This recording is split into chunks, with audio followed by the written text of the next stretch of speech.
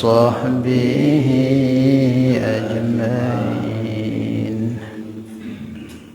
بسم الله الرحمن الرحيم. إلى حضرة النبي المصطفى رسول الله صلى الله عليه وسلم وعلى آله وأزواجه وذرية الصحابة وأتباعه، وإلى حضرة جميع إخوانه من الأنبياء والمرسلين والشهداء الصالحين وأولياء المقربين والعلماء العاملين والمصنفين، وخصوصا لمصنف هذا الكتاب الإمام أحمد ابن عطاء الله السكندري رضي الله تعالى عنه. شاء لله لهم الفاتحة. بسم الله الحمد لله رب العالمين الرحمن الرحيم إياك نعبد وإياك نستعين اهدنا الصراط المستقيم صراط الذين أنعمت عليهم غير المغضوب عليهم ولا الضالين آمين.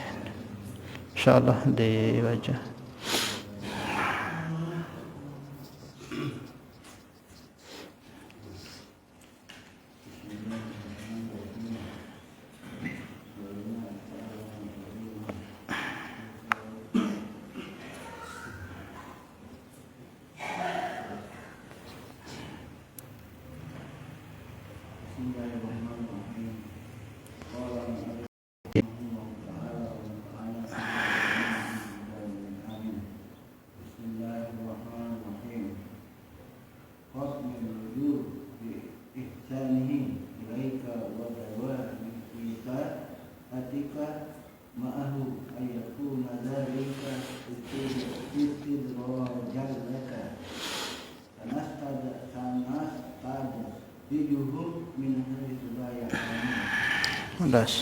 Bismillahirrahmanirrahim.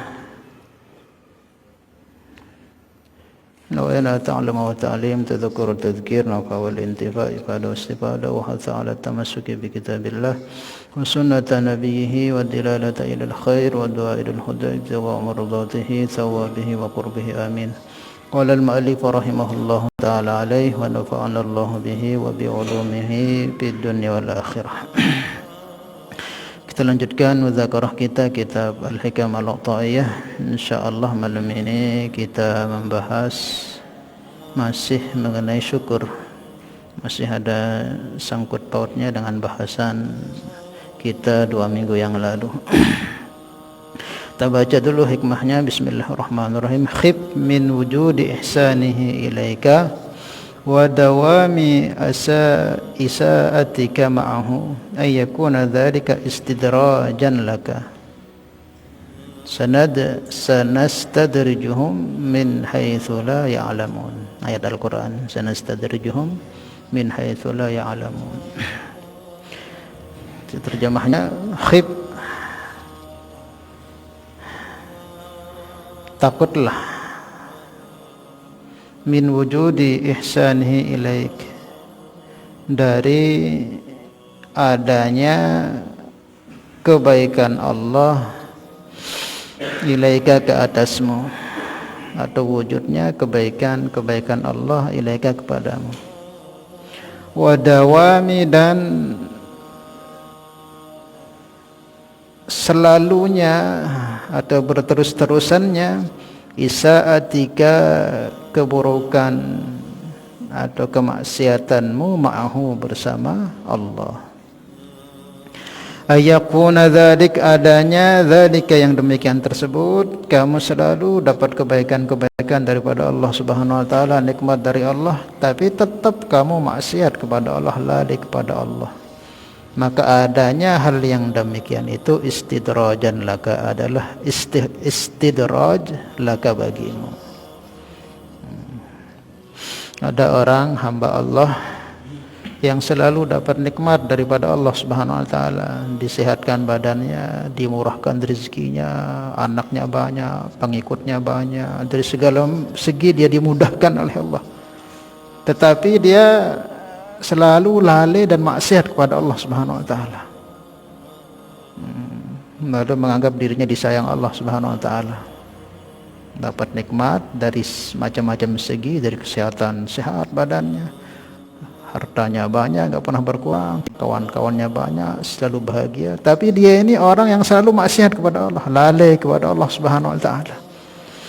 Maka adanya hal yang demikian itu istidrajan laka, adalah istikhraj laka bagimu. Allah berfirman, sanastadrijuhum min haitsu la ya'lamun, kami mengundur-undur mereka dari arah yang mereka tidak ketahui. Paham ya?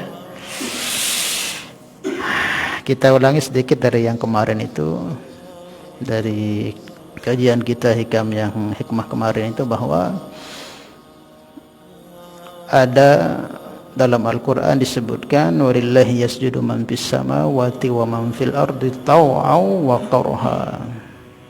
Ada hamba-hamba Allah Subhanahu wa taala itu yang diberi kenikmatan oleh Allah Subhanahu wa taala, rezeki, harta, kesehatan, kedudukan, bahkan pengikut banyak yang suka dengan dia.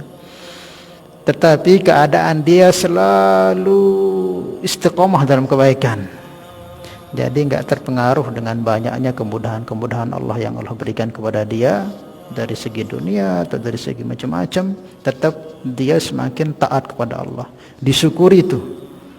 Nah, ini jenis hamba Allah yang baik ini.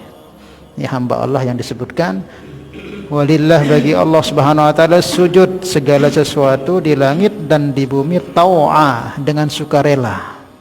Ada orang diberi nikmat itu tidak melalaikan dia kepada Allah Subhanahu wa taala, tambah dekat dengan Allah, tambah takut nanti kalau dia enggak taat kepada Allah, lalai kepada Allah, itu nikmat dicabut, sehingga semakin terus nikmat itu. Namanya nikmat itu apa?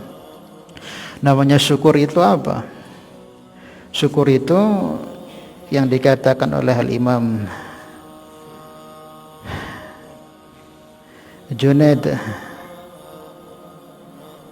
Al-Baghdadi radhiyallahu ta'ala anhu, apa itu syukur? Boleh katakan Allah ya'siyallah bini'amihi. Syukur itu kamu tidak bermaksiat dengan nikmat-nikmat Allah tersebut. Itu syukur. Nikmat yang Allah berikan kepada kita, kesehatan, harta, kedudukan, ilmu, apapun itu, tidak maksiat dengan nikmat tersebut, itulah syukurnya. Jadi syukur nikmat itu apa? Gunakan itu dalam taat kepada Allah Subhanahu wa taala, itulah namanya mensyukuri nikmat. Ada ulama juga menyebutkan apa itu syukur? Sarful abdi jami'a ma an'amallahu bihi ila ma tarda, yaitu sarfu abdi, mentasarrufkannya seorang hamba jami'a ma an'amallahu bih, setiap atau segala nikmat yang telah Allah beri kepada dia, lima, kepada perkara tardahu, yang diridhoi oleh Allah. Jadi syukur nikmat itu apa? Kita gunakan. Sehat Allah berikan kepada kita, tasarrufkan dalam taat, ibadah banyak-banyak, zikir banyak-banyak, pokok kebaikan kita gunakan, kesehatan dalam taat. Kemudian mungkin kita diberi harta, jangan maksiat dengan harta itu, gunakan dia untuk memenuhi kebutuhan keluarga kita. Kemudian lebihnya kita gunakan untuk bantu orang. Kita diberi jabatan juga, jangan kita maksiat dengan jabatan yang kita miliki. Gunakan jabatan itu untuk apa? Membantu orang-orang lemah, berpihak kepada orang-orang yang kurang mampu. Buatlah tertib-tertib atau hal-hal yang memudahkan masyarakat, seperti itu. Diberi ilmu juga, jangan salah gunakan ilmunya untuk mencari hal-hal yang tidak diridhai oleh Allah Subhanahu wa taala, apapun itu.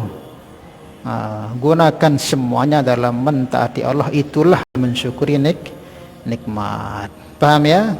Syarful abdi jami'a ma an'amallahu bihi ila ma tardah, mentasarrufkannya seorang hamba atas segala nikmat yang Allah telah berikan kepada dia kepada hal-hal yang diridhai oleh Allah. Nah, yang pertama, orang itu diberi nikmat oleh Allah, tambah ibadahnya kepada Allah.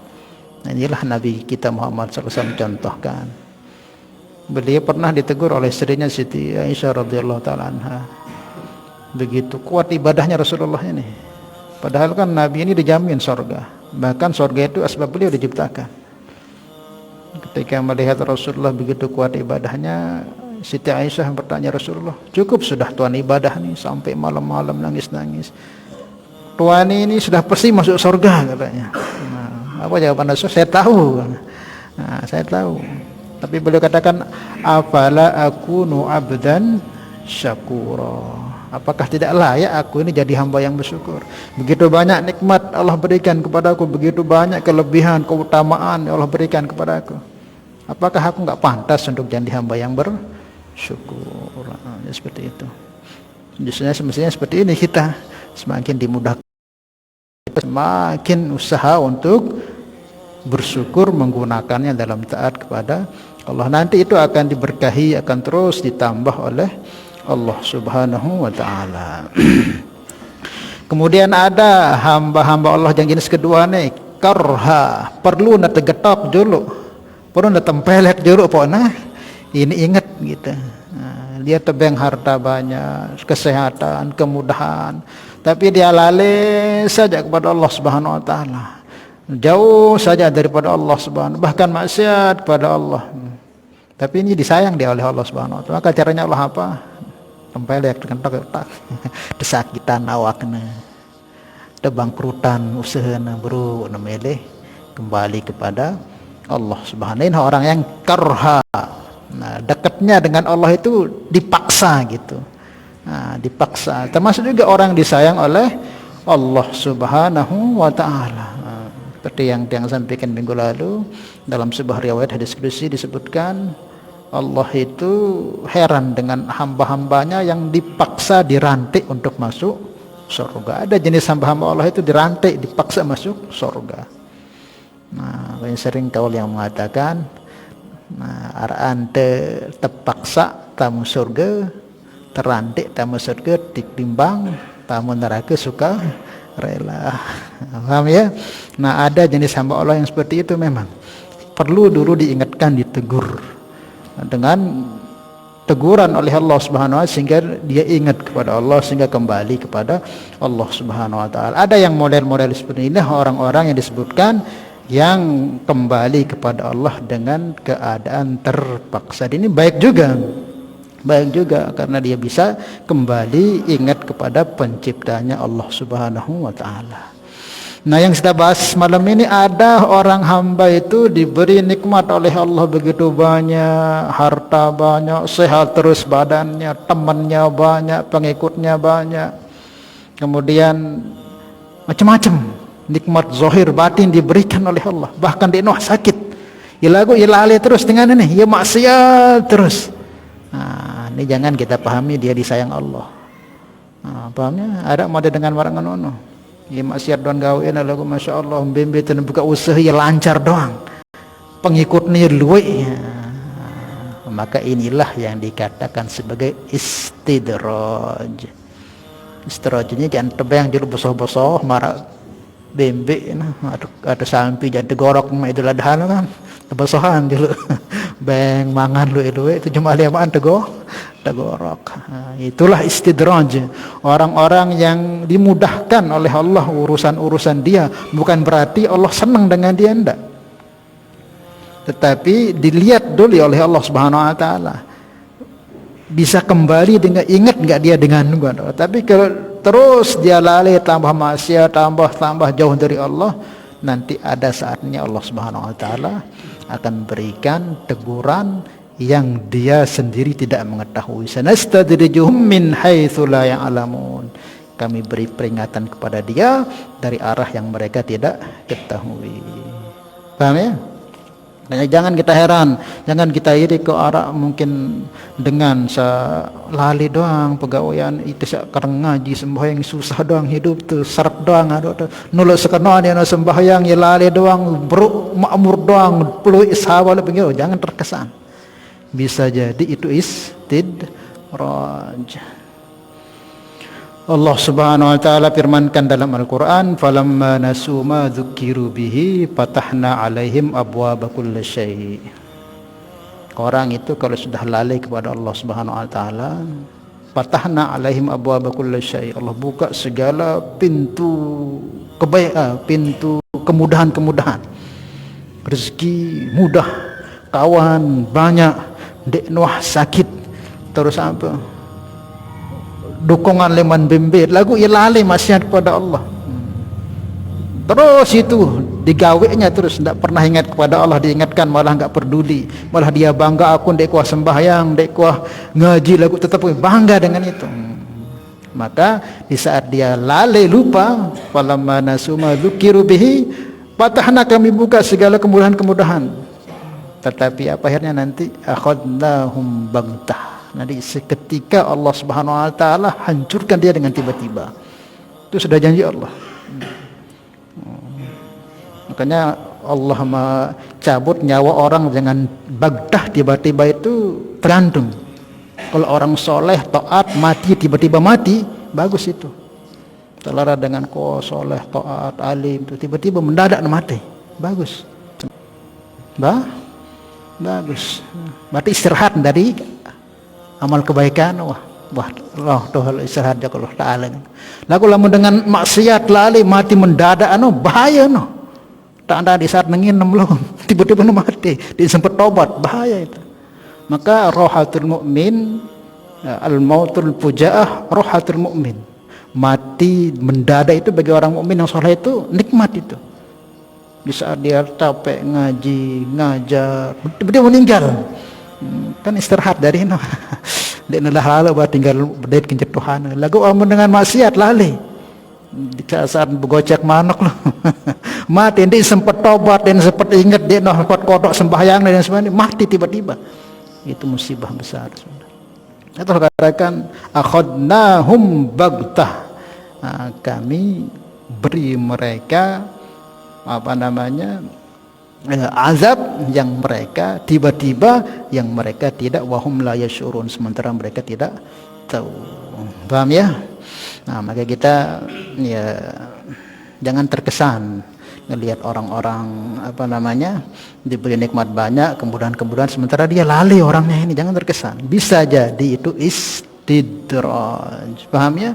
Karena orang itu kalau dicintai oleh Allah sering kena ujian. Maka itu ini kadang kena ujian, tahleman pasangan ke, keluarga ke, tetangga ke, sahabat ke, dari kesehatan ke, dari usaha ke, ujian. Tanda kita disayang. Karena Allah sebutkan, Nabi SAW sabdakan dalam hadisnya, innallaha idza ahabba 'abdan ibtalahu. Jika Allah itu senang, suka dengan seorang hamba, selalu diuji. Buat begini susah, begini terus. La yazalul bala fi mu'minin wa mu'minatin fi malihi wa nafsihi wa waladihi hatta laqiyallah wa ma 'alaihi al-khati'ah. Tidak akan pernah berhenti ujian bala ini datang kepada mukmin, laki-laki, perempuan, mau dia ulama, mau dia ustaz, mau dia orang awam, mau dia siapapun, terus datang itu. Entah dalam dirinya sakit, dalam keluarganya mungkin ada yang meninggal, dalam anak-anaknya mungkin, sampai berjumpa dengan Allah dengan ujian tersebut, tapi dia sabar, dosanya diampuni oleh Allah. Kok ada orang kok nggak pernah kena ujian, sehat doang badan, ini perlu menangis, harus sedih kita itu. Nah, sahabat-sahabat Nabi dulu itu kalau ndak sakit itu sedih dia. Kalau ndak sakit sampai setahun itu nangis, sedih dia. Berarti dia ini nggak pernah disayang oleh Allah itu. Paham ya? Nah, seperti itu. Khib min wujudi ihsanihi ilaik. Khawatir, takutlah dari wujudnya kebaikan-kebaikan Allah kepadamu, wa dawami isaatika ma'ahu, sedangkan kamu terus bermaksiat kepada Allah. Ayakuna dzalika istidrajan laka, maka bisa jadi itu adalah istidraj, penundaan, penangguhan oleh Allah Subhanahu wa taala yang nanti itu akan diberikan di saat kamu tidak mengetahui. Kumutun nikmah fi ainin ni'mah. Istidraj itu tersimpannya azab Allah di suatu nikmat. Nikmat diberikan oleh Allah, kok dia tambah lalai, apalagi sampai mengatakan walaupun dia kuah sembahyang, dia kuah ngaji, tetap doang kan mudahan urusanku. Perlu kita takut, khawatir. Paham insyaallah ya? Nah, ini maksud daripada hikmah yang ke 676 ini, lanjutan daripada hikmah yang kemarin.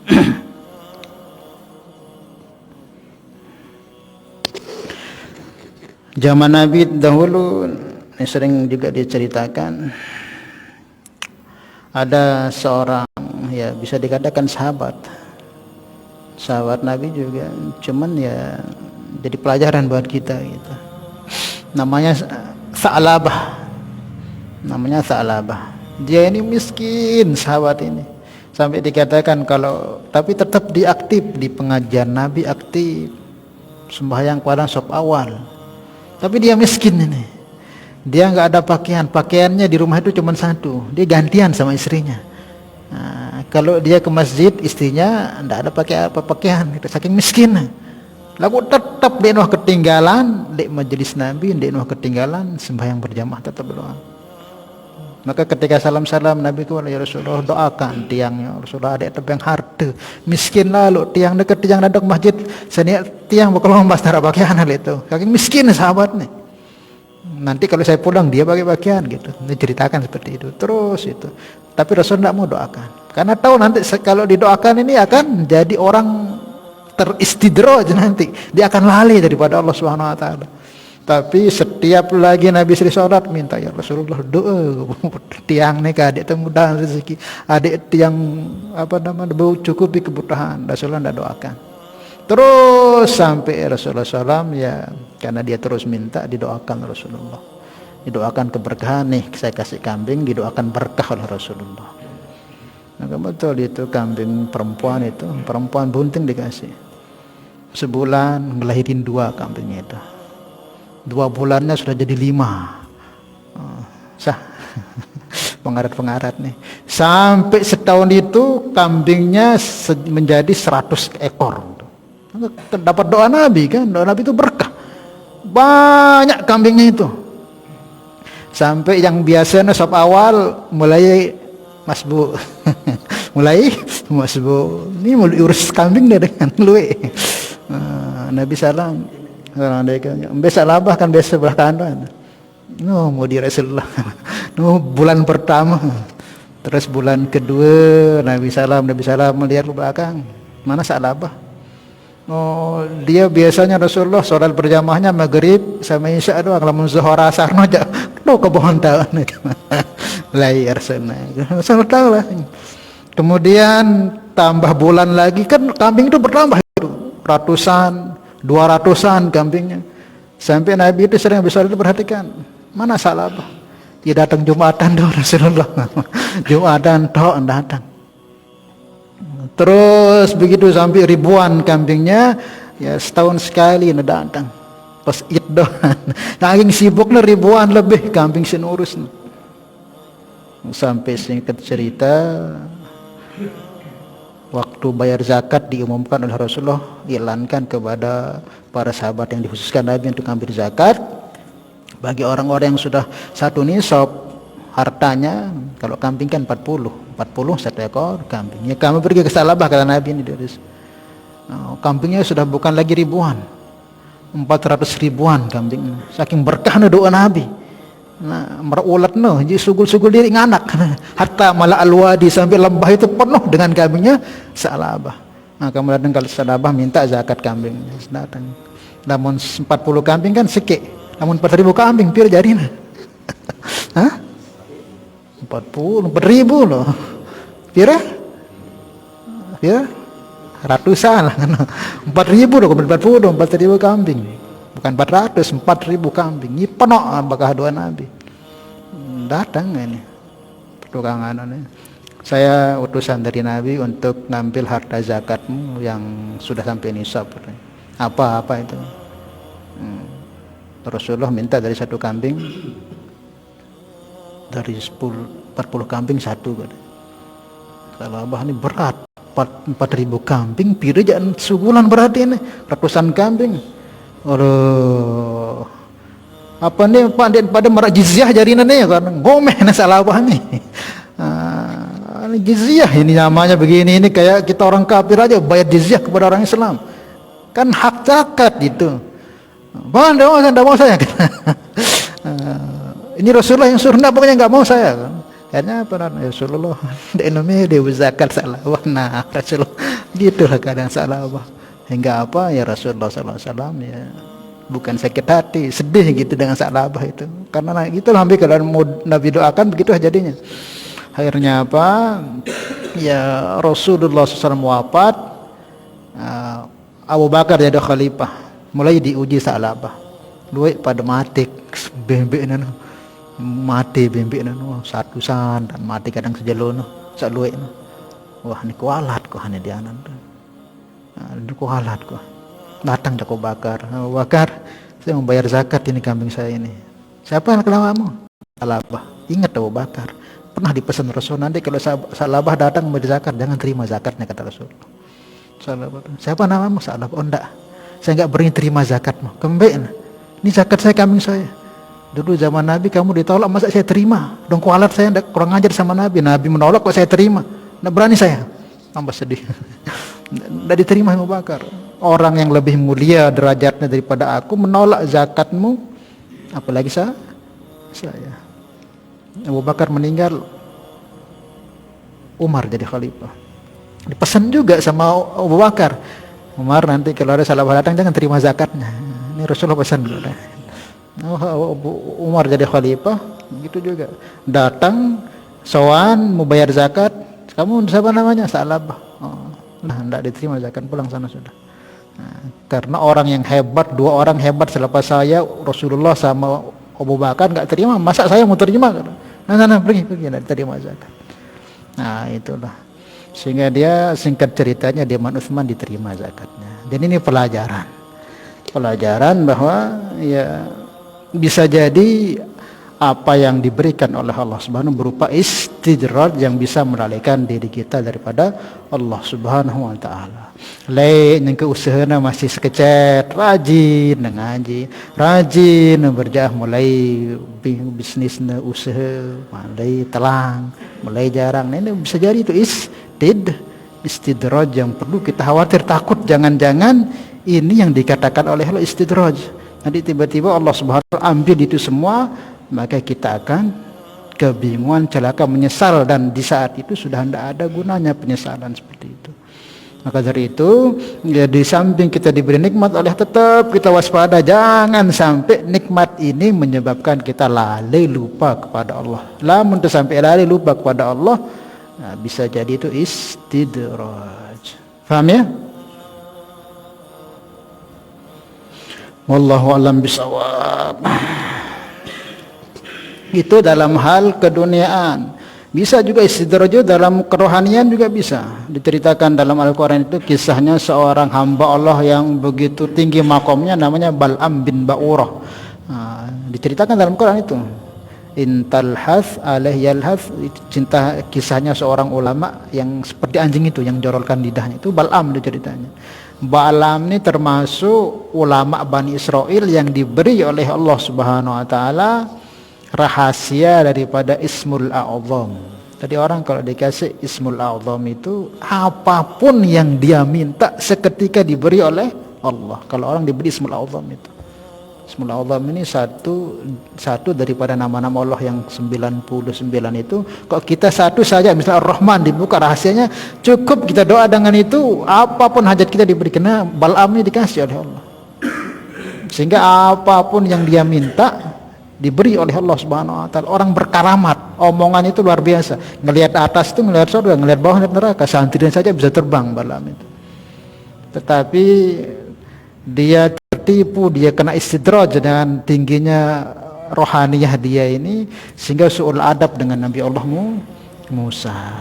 Ketika Nabi Allah Musa mau bawa Bani Israil ke Palestina, maka orang-orang dari kaumnya Fir'aun itu meminta pada Bal'am ini, karena ditahu dia ini orang yang dekat dengan Allah juga, supaya mendoakan Nabi Musa dengan pengikutnya Bani Israil enggak bisa masuk Palestina. Bal'am mengatakan, oh enggak berani saya, ini nabi. Enggak mau Bal'am, tapi istrinya yang dirayu, dikasih ini, sehingga istrinya pun merayu ke Bal'am. Singkat ceritanya Bal'am terkecoh juga, didoakan Nabi Musa, diterima doanya, orang diberi Ismul A'zam. Ya Allah, dendek beng lama Nabi Musa jak Palestina, maka Nabi Musa di lembah itu 40 tahun muter. Timu ani terus, timu malik yang berdaya terus itu. Timu tertak bengan wah. Maka Nabi Musa katakan, mesti ini ada seseorang yang berdoa seperti ini. Katanya Bal'am itu diterima doanya, supaya Nabi Musa nggak bisa masuk Palestina sama Bani Israel itu. Maka Nabi Musa doa juga. Ya Allah, siapa yang doa ini, ya Allah beli pelajaran, singkatnya gitu kan. Lebih tinggi lagi doanya Nabi kan, Nabi Kalimullah Nabi Musa. Ternyata ya intinya ya Balam itu mati dalam keadaan su'ul khatimah, istidraj dengan rohaniyah yang Allah berikan kepada dia. Nggak bisa menggunakan, mensyukurinya nggak bisa digunakan dengan tahu itu Nabi, tahu itu orang yang dekat dengan Allah, kok didoakan seperti itu, kan kurang ajar namanya itu. Diandalkan doa mustajabnya jadi seperti itu. Nah itulah contoh-contoh daripada istidraj, paham ya? Dan istidraj yang paling harus kita khawatirkan itu bukan mungkin harta kita diambil atau mungkin kesehatan kita diambil, enggak, itu kecil namanya. Istidraj yang paling besar itu tatkala hati kita dimatikan, tidak bisa nyebut Allah lagi, ingat Allah lagi, dan itu yang paling besar. Namun mungkin tabayat hartanya kan masih terlalu masalah, jadi kurang hisapnya, jadi lamun sakit kan, dengan sakit ampuni dosa. Lagu istidrajnya berupa itengkah tebeng kenikmatan, ingat di Allah Ta'ala. Nah inilah yang paling besar. Dulu pernah di zamannya Al-Imam Hasan Al-Basri datang seorang pemuda ini nakal sangat, ndek nuah ibadah, ndek nuah sembahyang, maksiat doang, lagu mudah urusan, sehat badan luwih, pengikutnya datang ke Hasan Basri. Ya Syekh, katanya orang-orang yang taat kepada Allah Subhanahu wa taala itu, yang ibadah dengan Allah itu dimudahkan urusan, tapi saya lihat orang-orang yang taat itu susah ya. Tapi saya maksiat ini tidak pernah sholat, tetap aja sehat badan saya, pengikut saya banyak, harta saya banyak. Mana katanya Allah akan memberikan ujian kepada musibah ajab kepada orang-orang yang datang.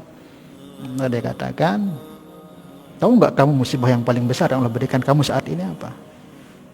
Itulah kamu nggak lagi diberi minat untuk sholat menghadap kepada, itulah musibah yang paling besar itu. Jadi istidraj yang paling besar itu apa?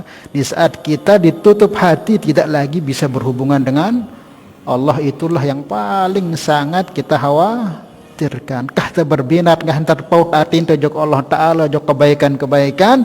Nah inilah istidraj yang paling besar. Saat dulu semangat dalam kebaikan, tiba-tiba kah terminat dari sekali, kah terdeman dari sekali. Ini jauh lebih besar dahsyat kematian hati marangani ketimbang hilang marak kesehatan, marah kalau harta hilang itu bisa jadi pengurang hisab kita di akhirat. Kalau sakit itu bisa menjadi dosa. Tapi kalau istirahnya berupa wah tertutup hati itu untuk ingat joko Allah Ta'ala, nah inilah yang paling amat sangat kita khawatirkan dan takutkan. Paham insyaallah ya? Nah itu yang kita waspadai. Cuma kita tengok diri kita masing-masing lah, jangan tengok orang gitu. Di saat kita diberikan rezeki atau apa, kok semakin kita lalai kepada Allah, semakin kita kurang berminat dengan kebaikan-kebaikan yang dulu ketika kita kurang itu, kok kita semangat. Pahami ini istidraj, hati-hati, kita harus takut. Jangan-jangan ini yang difirmankan Allah dalam Al-Quran. Wallahu a'lam bishawab. Paham salah ya? Makanya kita gunakan nikmat-nikmat yang Allah berikan kepada kita itu untuk tasarrufkan dalam kebaikan-kebaikan, dalam ketaatan kepada Allah Subhanahu wa taala. Wallahu a'lam bishawab. Nggih, sebelum kita lanjutkan yang tanyakan. Ya.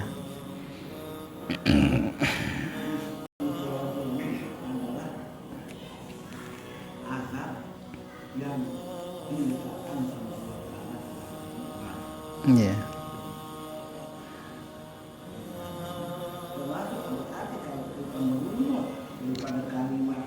Ya.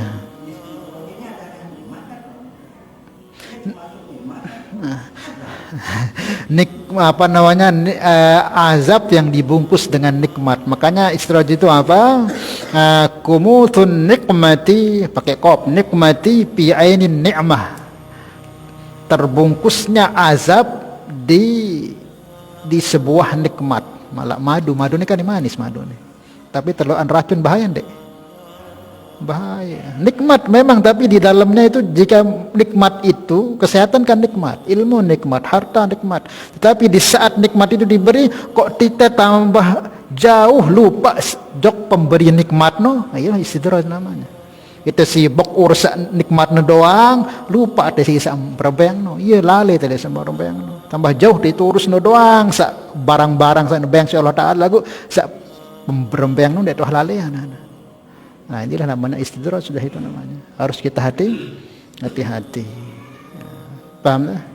Maka syukuri wah tabang tersehat, luwih harta kemudahan ya bang semakin dekat kepada Allah. Masa saya enggak semakin dekat dengan Allah subhanahu nikmat zahir batin terus Allah mudahkan. Semakin kita dekat yang benar.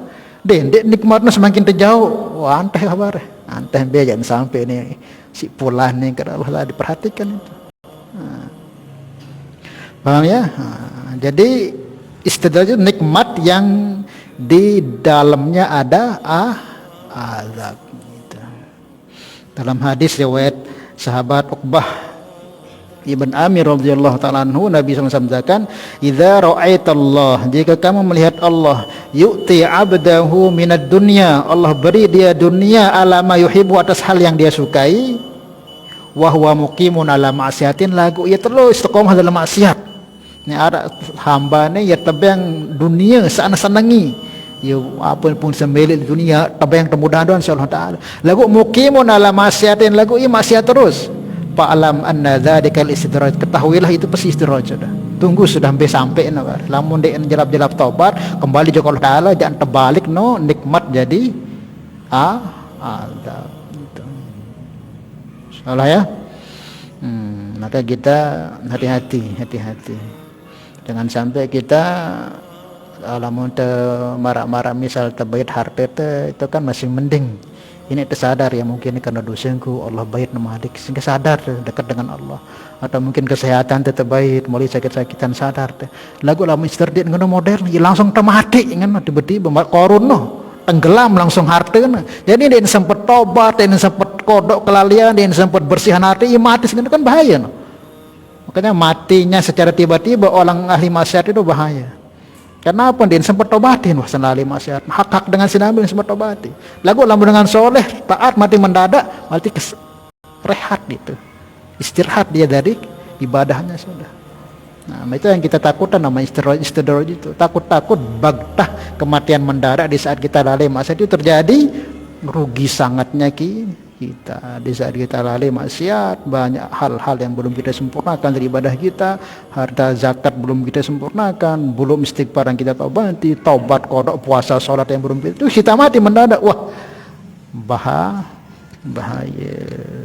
Maka gitu setiap diri kita ingat jangan sampai kita terlena dengan nikmat Allah ini. Itu urus nikmat doang lagu lalai tajok pemberi nikmat terlalai, itulah namanya istidraj. Maka perlu terpaksa diri tanya. Makanya disebutkan dalam al-imanu nisfani, iman itu ada dua bagian, nisfun inda syukri wa nisfun inda sabri. Nikmat itu ada, iman itu ada dua bagian, yaitu pertama syukur ketika dapat nikmat, kemudian sabar ketika dapat ujian. Dapat nikmat syukur, dapat ujian sabar, semuanya membawa kita dekat dengan Allah Subhanahu wa taala. Paham ya? Nah, di saat nikmat itu melalaikan kita kepada Allah, itulah bisa jadi itu istidraj yang amat membahayakan. Ada lagi? Ya. Ya.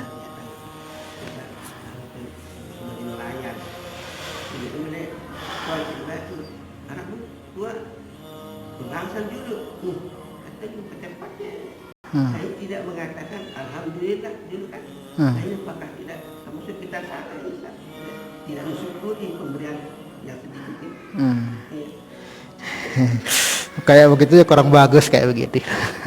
Ya mungkin kan sudah capek, bisa jadi kan orang lagi capek baru monggok sampan ketolkan bisa jadi gitu. Cuman kita itu kan model kita ini biasanya syukur itu ketika lamun duit mau bersyukur.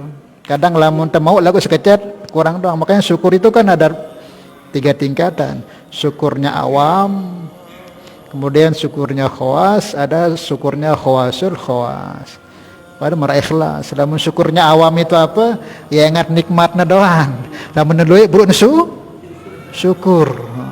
Lamun kurang ya den syukur, Den syukur. Lamun dia mau bebangsal. Lapu sini salahan pancingnya ke angin ke sesuai Allah Ta'ala sini salahan. Ini syukurnya awam itu. Lamun mau doa, lamun mau luwe buran syukur. Nah ada syukurnya khawas. Syukurnya khawasnya apa?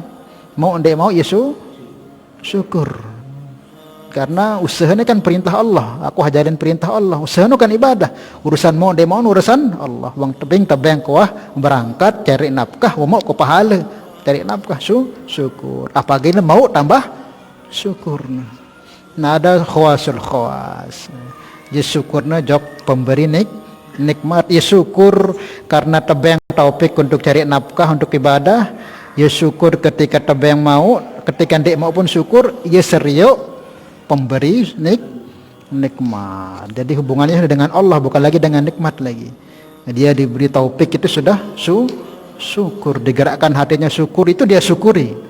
Jadi digerakkan hatinya syukur itu disyukuri. Jadi gerak hatinya untuk syukur itu pun disyukuri.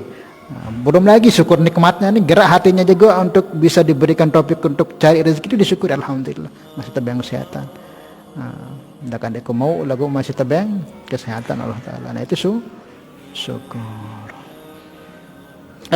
Pertanyaan sini bisa jadi mungkin karena kelelahan, mami acahana mungkin lelahan mau kok mendekat nih, rak telu. Bisa jadi gitu, bisa jadi. Ya kebiasaan, alhamdulillah ini dulu bahasa, alhamdulillah. Di mana ada rezeki, ini bagus dengan alhamdulillah ada rezeki, jadi cuman sengen nih, alhamdulillah harap mau dengan, insyaallah kita berlatih.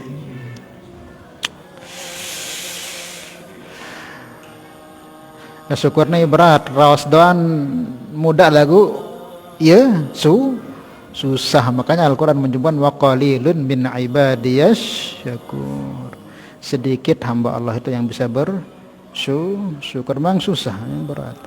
Maka mulailah syukur dari hal yang kecil gitu. Uras ngase badan tersehat itu syukuri, alhamdulillah masih kembalian nyawaku. Nyawa juga teringat masih tebang kesempatan, berarti kesempatan untuk cari rezeki, untuk taubat, untuk ibadah itu syukur.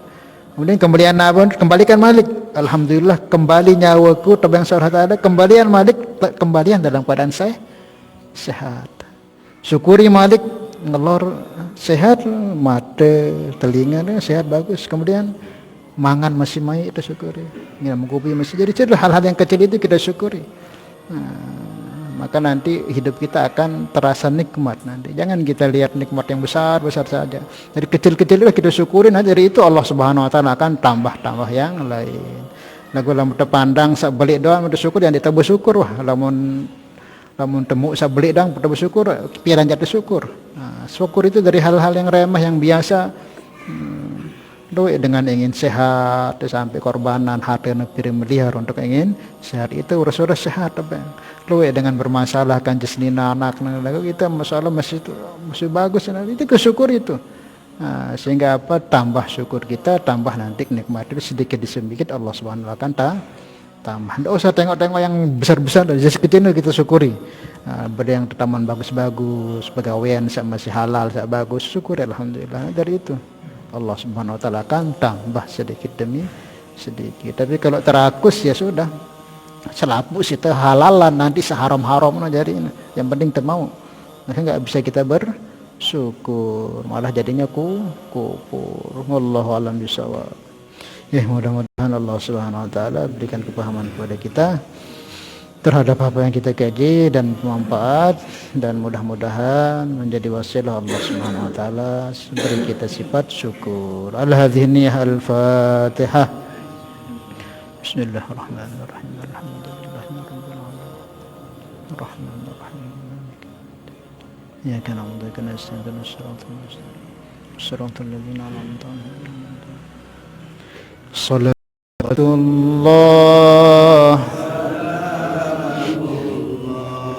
ala Rasulillah. Salatullah سلام الله على ياسين حبيب الله توسلنا بسم الله وبالهادي